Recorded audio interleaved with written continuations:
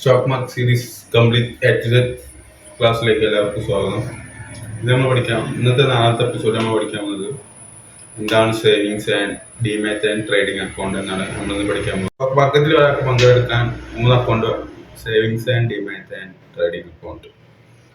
ഇപ്പോൾ എല്ലാതും ഒന്നിലാണ്.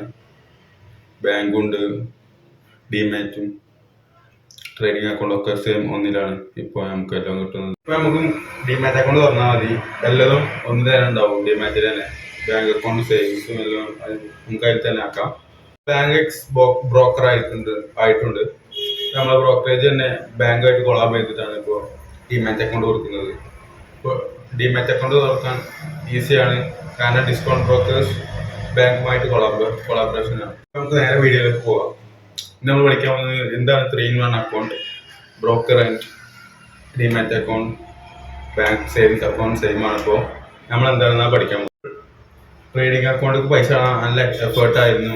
ഇപ്പോഴത്തെ കാലത്ത് 3-1-1 നമുക്കിപ്പോൾ ഈസിയാണ്. നമുക്ക് ഇൻവെസ്റ്റ് ചെയ്യാനും ട്രേഡിങ് ചെയ്യാനൊക്കെ നമുക്കിപ്പോൾ വളരെ ഈസിയാണ്. ഇൻഡസ് ബാങ്ക് ആണ് നമ്മൾ സ്റ്റോക്സിൽ ഉള്ളത്. അതിൽ 3-in-1 ബാങ്കാണ്. അതിൽ broker and demat and trading account ഉണ്ട്, സേവിങ്സ് അക്കൗണ്ട് ഉണ്ട്. അപ്പോൾ സേവിങ്സ് അക്കൗണ്ടിന് അതിൽ ഇൻട്രസ്റ്റ് വരെ കിട്ടുന്നതാണ് നമ്മുടെ സേവിങ്സിനുള്ളത്. അങ്ങനെയാണ് ഇൻഡസ് ബാങ്ക് 3-in-1 ബാങ്ക്. ഇന്നത്തെ വീഡിയോ ഇതായിരുന്നു. എന്താണ് ഇൻഡസ് ബാങ്ക്, എന്താണ് 3-in-1 ബാങ്ക് ബ്രോക്കേഴ്സ് എന്ന് പറയുന്നത്.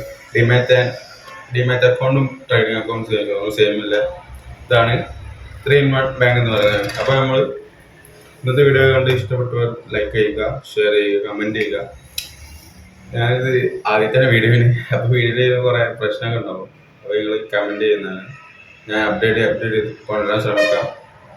ഓക്കെ. ഇതിൻ്റെ ക്യാമറ ചെറിയ ഫോണാണ്, ഐഫോണൊന്നുമല്ല. അപ്പോൾ കമൻറ്റ് ചെയ്യുക, അഭിപ്രായം കമൻറ്റ് ചെയ്യുക. നമ്മൾ വീഡിയോ അപ്ഡേറ്റ് ചെയ്യുന്നതാണ്. അപ്പോൾ ഇതാണ് ഇന്നത്തെ വീഡിയോ. എന്താണ് 3-in-1 ബാങ്ക് എന്ന് പറയുന്നത് പഠിച്ചു. അപ്പോൾ ഇത് ഈസിയാണ് തുറക്കാൻ, സ്റ്റോക്സിലാണ് ഉള്ളത്. അപ്പോൾ നമ്മൾ അടുത്ത വീഡിയോയിൽ കാണാൻ വരുന്നത്. ബൈ.